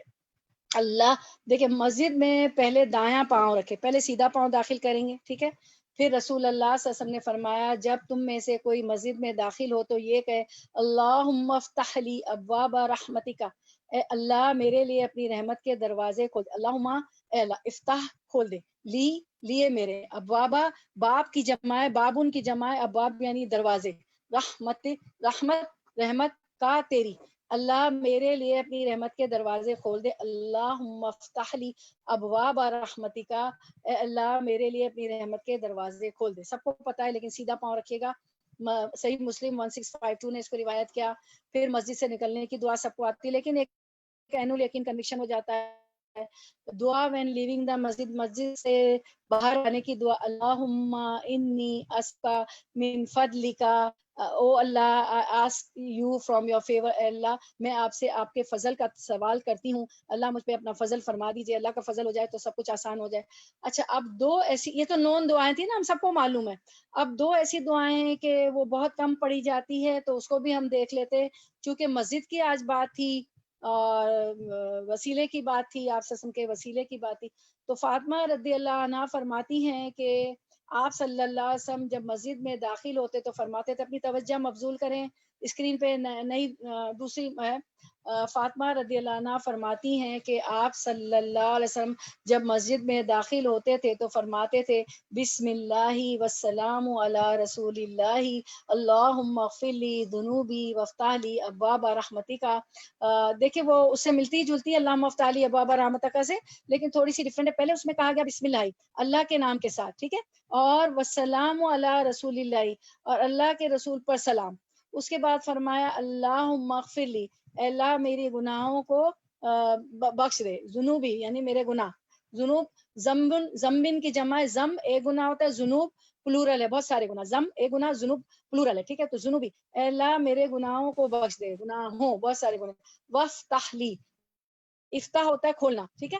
اگر افتح سمسم وہ بچوں کا جو وہ آتا ہے پروگرام، اس میں ہوتا ہے افتح سمسم، اے سمسم کھل جا، تو افتح تو کھول دے، لی لے لیے یا میرے، وفتالی تو کھول دے میرے لیے، اب وابا دروازے، بابن ایک دروازہ، ابوابا پلور ہے تو دروازے، رحمتکا کا تیری یعنی آپ کی، اللہ کی رحمت، تو اے اللہ میرے لیے اپنی رحمت کے دروازے کھول دے. سنن ابن ماجہ 717. فاطمہ رضی اللہ عنہ فرماتی ہے کہ آپ صلی اللہ علیہ وسلم جب مسجد میں داخل ہوتے تو فرماتے تھے بسم اللہ والسلام علی رسول اللہ اللہم اغفر لی ذنوبی وافتح لی ابواب رحمتک. ٹھیک ہے، اللہ کے نام کے ساتھ اور اللہ کے رسول پر سلام صلی اللہ علیہ وسلم. اے اللہ میرے گناہوں کو بخش دے اور میرے لیے اپنی رحمت کے دروازے کھول دے. پھر اس کے بعد ایک اور دعا ہم دیکھتے ہیں، عبداللہ بن عمرو بن العاص رضی اللہ عنہ بیان کرتے ہیں کہ آپ صلی اللہ علیہ وسلم جب مسجد میں داخل ہوتے، اپنی توجہ مبذول کریں، دوسری ایک حدیث اسکرین پہ آئے گی. عبداللہ بن عمرو بن العاص رضی اللہ عنہ بیان کرتے ہیں کہ آپ صلی اللہ علیہ وسلم جب مسجد میں داخل ہوتے تو کہا کرتے تھے اعوذ باللہ العظیم وبوجہ الکریم وسلطانہ القدیم من الشیطان الرجیم. میں شیطان مردود کے شر سے اللہ کی پناہ لیتا ہوں، جو انتہائی عظمت والا ہے. میں اس کے انتہائی محترم چہرے کی پناہ لیتا ہوں، اس کے سلطان قدیم کی پناہ لیتا ہوں. ٹھیک ہے، تو یعنی یہ ہے کہ اعوذ باللہ العظیم، اعوذ باللہ العظیم، اعوذ میں پناہ لیتی ہوں، باللہ اللہ کی، العظیم جو کہ بہت عظیم ہے، میں شیطان مردود کے شر سے اللہ کی پناہ لیتا ہوں جو انتہائی عظمت والا ہے. وبوجہ الکریم، میں اس کے انتہائی محترم چہرے کی پناہ. کریم بہت ہی محترم چہرہ، وجہ چہرہ، ٹھیک ہے، ہی اس کا. وبوجہ الکریم، میں اس کے انتہائی محترم چہرے کی پناہ لیتی ہوں. وہ سلطان القدیم، اور اس کی سلطان قدیم کی پناہ لیتی ہوں. اور اللہ تعالیٰ کی سلطنت ہے نا سلطان قدیم، اور اللہ تو ہمیشہ سے ہمیشہ رہے گا، تو قدیم سلطان ہے وہ. من الشیطان الرجیم، کس سے؟ شیطان مردود سے کے شر سے. تو انسان جب یہ کہہ لیتا ہے تو شیطان کہتا ہے کہ آج سارے دن کے لیے یہ مجھ سے محفوظ ہو گیا. تو مسجد میں بھی جب داخل ہو تب بھی دعا کریں، ویسے بھی دعا کریں. اور جنات اور شیطان کسی پہ آ جائے نا، اس کی دعاؤں میں بھی آپ دیکھیں گے یہ دعا ہے. آپ اپنی ویا کا نستعین اور وہ دیکھیں گی قرآنی اور مسین دعا، تو جب کسی پہ جن بوجھ شیطان کو ایسی حرکتیں کرنے لگ جائے تب بھی یہ دعا کرے اعوذ باللہ العظیم وبوجہ الکریم وسلطانہ القدیم من الشیطان الرجیم. میں شیطان مردود کے شر سے اللہ کی پناہ لیتا ہوں جو انتہائی عظمت والا ہے. میں اس کے انتہائی محترم چہرے کی پناہ لیتا ہوں اور اس کے سلطان قدیم کی پناہ لیتا ہوں. انسان جب یہ کہہ لیتا ہے تو شیطان کہتا ہے کہ آج سارے دن کے لیے یہ مجھ سے محفوظ ہو گیا. تو ویسے بھی اس کو اپنا بنا لیں اذکار میں، اور ویسے بھی یہ دعا کیا کریں. ٹھیک ہے، سبحانک اللہم و بحمدک نشہد ان لا الہ الا انت نستغفرک و نتوب الیک. السلام علیکم ورحمۃ اللہ وبرکاتہ. بارک اللہ فی علمک و عملک وعلیکم السلام ورحمۃ اللہ.